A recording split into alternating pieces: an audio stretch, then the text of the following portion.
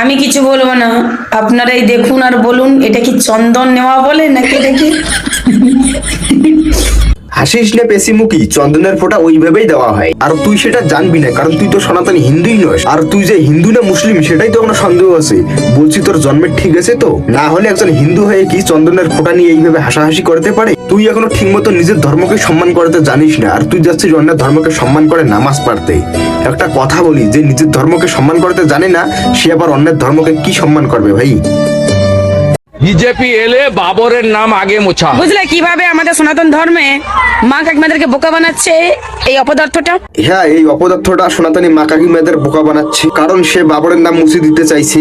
আর বাবর হলো নষ্টাগিরির বাপ, বাবার নাম মুছে দিতে চাইছে, তাই এখানে মেয়ে এসেছে প্রতিবাদ করার জন্য। আর রইলো মানুষকে বোকা বানানোর কথা, সেটা তো তুই আর তোর মা ভালো জানে মানুষকে কিভাবে বোকা বানাতে হয়।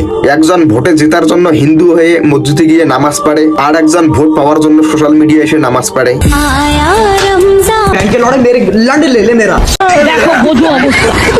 বিষাক্ত ছেলে কি পাগল হয়ে গেছে? সে তার ফলোয়ারদের আনফলো করতে বলছে, আর শুধু মুখে বলছে না, সে তার ফেসবুক পেজে পোস্ট করে বলছে যে তাকে আনফলো করতে। যেখানে দাঁড়িয়ে মানুষ ভিউজ এবং ফলোয়ার্স কামানোর জন্য যা না তাই খুশি করছে, কতজন তো আবার ভিউজ এবং ফলোয়ার্স কামানোর জন্য নির্বস্ত্র হয়ে ভিডিও বানাচ্ছে, ল্যাংটা হয়ে ভিডিও বানাচ্ছে। সেই সময় দাঁড়িয়ে বিষাক্ত ছেলে বলছে তাকে আনফলো করে দিতে। আর একটা কথা, বিষাক্ত ছেলে কিন্তু সবাইকে আনফলো করতে বলছে না, শুধু বেছে বেছে মুসলিম ভাইদেরকে আনফলো করতে বলছে। দেখো ভাই, আমরা যারা ভিডিও বানাই, সেটা বড় ক্রিয়েটার হোক কিংবা ছোট ক্রিয়েটার হোক, আমাদের কিন্তু সবাইকে নিয়ে চলতে হবে। সে হিন্দু হোক, মুসলিম হোক কিংবা অন্যান্য জাতির হোক, সবাইকে নিয়ে আমাদের কিন্তু চলতে হবে, কারণ সবাইকে আমাদের দরকার।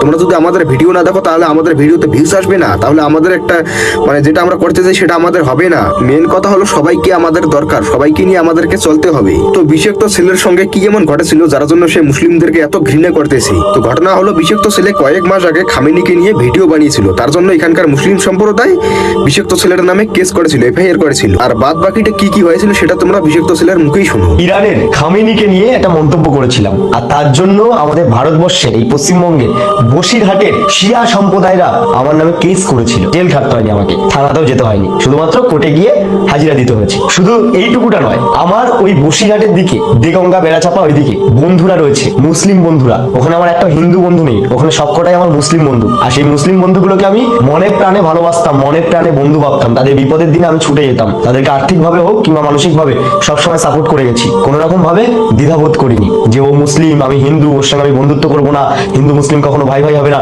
কখনোই ভাবিনি। কিন্তু তারা আমার বিপদের দিনে যখন দেখলো যে ছেলেটার সাথে অন্যায় হচ্ছে, ছেলেটা খারাপ কিছু বলেনি, ছেলেটা ইরানের কোন এক সর্বোচ্চ নেতাকে নিয়ে বলেছে, তার জন্য কেন আমাদের পশ্চিমবঙ্গের মুসলিমরা খেপে গিয়ে তার বিরুদ্ধে স্টেপ নেবে, তার বিরুদ্ধে এফআইআর করবে, তাদের দিক থেকে কোনো রকম প্রতিবাদমূলক বার্তা আমি পাইনি। তারা সেই সময় আমার পাশে এসে দাঁড়ায়নি। যারা আমাকে সম্মুখে বন্ধু বলে, তারা আমার বিপদের দিনে এগিয়ে আসেনি। তো দেখতে পেলে মানুষ কতটা দুঃখ পেলে, কষ্ট পেলে এবং তার সঙ্গে কতটা বিশ্বাসঘাতকতা করলে সে এইরকম কথা বলতে পারে।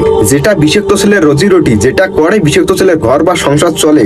আমি বলতে চাইছি, বিষাক্ত ছেলে কিন্তু ভিডিও বানিয়ে উপার্জন করে। আর শুধু ভিডিও বানালে হবে না, সেটা তোমাদের আমাদের মতো অডিয়েন্স যারা আছে তারাই কিন্তু ভিডিও দেখে, আর সেই ভিডিও দেখার ফলে তার ভিডিওতে ভিউজ আসে, আর সেই ভিউজ কাউন্টিং করে তাকে কিন্তু পয়সা দেয়, টাকা দেয়। সেই টাকা দিয়ে তার সংসার চলে, আর সে তার সংসারের চিন্তা না করে তার অডিয়েন্সকে আনফলো করে দিতে বলছে। তাহলে বুঝতে পারলে মানুষ কতটা দুঃখ পেলে এইরকম একটা কথা বলতে পারে। আর একটা কথা বলি, সব মুসলমানরাও খারাপ হয় না, আর সব হিন্দুরাও খারাপ হয় না। সব ধর্মে কিন্তু খারাপ লোক আছে, কিছু কিছু বাইনচোদ লোক আছে, আর সেই বাইনচোদ লোকেদের জন্য হিন্দু মুসলিমদের মধ্যে এইভাবে ভেদাভেদ হচ্ছে। আর যতদিন না এইরকম বাইনচোদ লোকেদের উচিত শিক্ষা দেওয়া না হচ্ছে, ততদিন কিন্তু এইরকমই চলবে। লাস্টে আমি একটাই কথা বলবো, হিন্দু হও কিংবা মুসলিম হও, যেখানেই অন্যায় দেখবে সেখানেই প্রতিবাদ করবে। এই বাইনচোদ গুলোকে উচিত শিক্ষা দিতেই হবে।